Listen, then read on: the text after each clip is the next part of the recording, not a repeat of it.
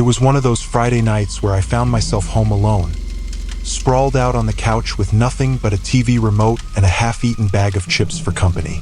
My roommate, Tom, was out of town for the weekend, and though I relished the rare solitude, something about the house felt strange. Maybe it was the unusually quiet night, or just the knowledge that the place was completely empty except for me.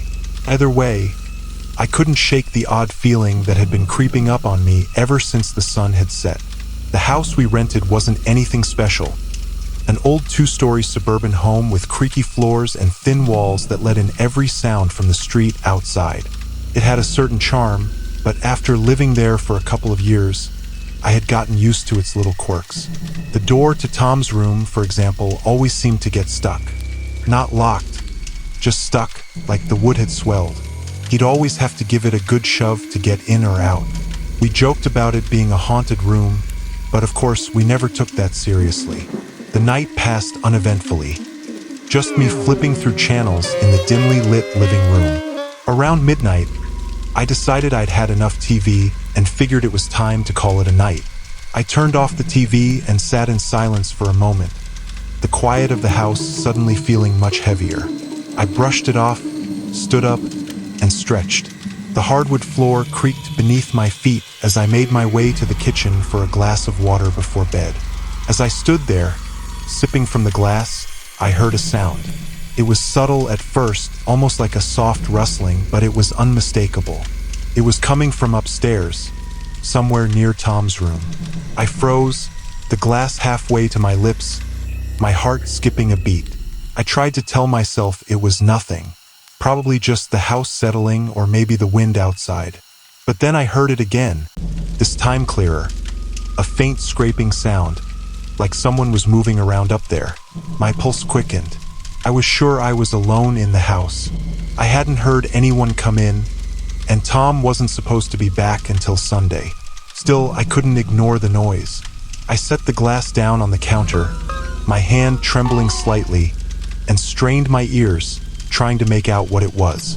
The sound stopped. For a moment, there was nothing but silence. I waited, standing there in the kitchen, listening for any sign of movement. But the house remained eerily quiet, the kind of quiet that felt unnatural, oppressive. I let out a shaky breath, trying to calm my nerves. It had to be my imagination. Maybe I was just on edge because I wasn't used to being alone in the house at night. That had to be it. I shook my head, laughed softly at myself for being so paranoid, and made my way upstairs. The steps creaked under my weight as I ascended, each sound echoing in the empty house. I reached the landing and paused, glancing down the hallway toward Tom's room. That's when I noticed the door. It was slightly open. My stomach dropped. Tom never left his door open. In fact, he was pretty adamant about keeping it closed whenever he wasn't home, partly because of how difficult it was to open and close it. But now it was open, just a crack, enough for a sliver of darkness to spill out into the hallway. I stood there for a moment, unsure of what to do.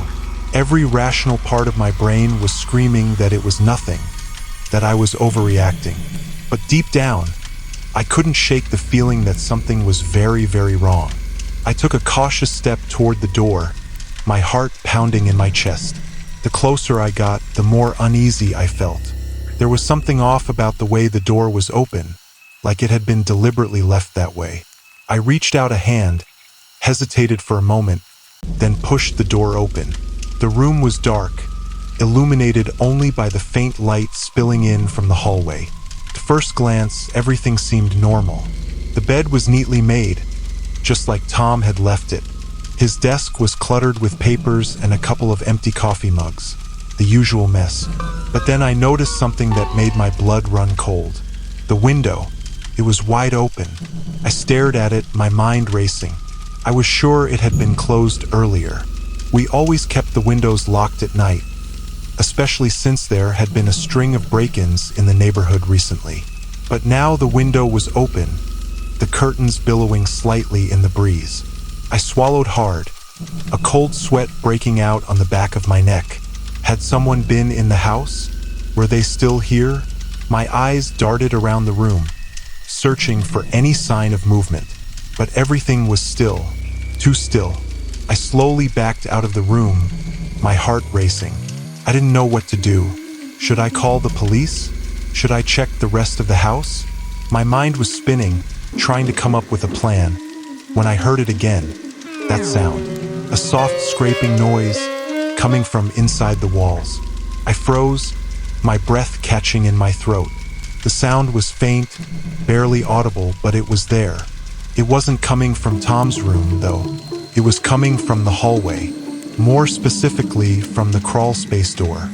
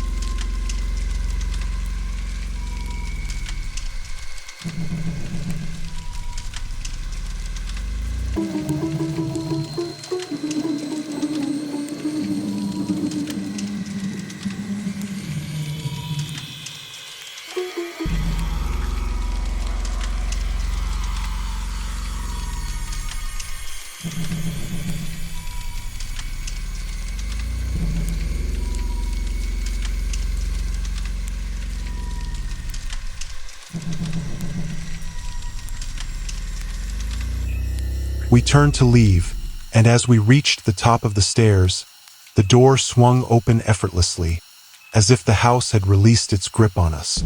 Stumbling outside, we collapsed onto the front lawn, gasping for air. The night was still and peaceful, the horrors of the basement now a distant memory. "I can't believe we made it," Chris said, his voice shaking. "Neither can I," Jamie whispered, tears of relief streaming down her face. We looked at each other, a mix of fear and triumph in our eyes. We had faced the darkness together, and though we were shaken, we emerged stronger. In the days that followed, the experience haunted me. I couldn't shake the feeling that the house still held secrets, that the darkness was waiting for the next group of curious souls to wander in. But I also knew that we had conquered something within ourselves, a deep-seated fear that had threatened to consume us. We had proven that we could stand together against the shadows, and that knowledge was a powerful weapon. That night marked a turning point for us. We had learned that fear only held power over us if we allowed it to, and as I looked around at my friends, I felt a sense of hope blossom within me. We were no longer just a group of kids searching for thrills. We were a team that had faced the darkness and come out stronger on the other side. We made a pact that night. No matter what we would face, our fears together, and we would never let darkness consume us again. As I lay in bed that night, I reflected on our experience, feeling grateful for the challenge that had pushed us to our limits. The house may have been a place of terror, but it ultimately gifted us the courage to confront the darkness within ourselves. In the end, it wasn't just about surviving the basement. It was about understanding that we were not alone.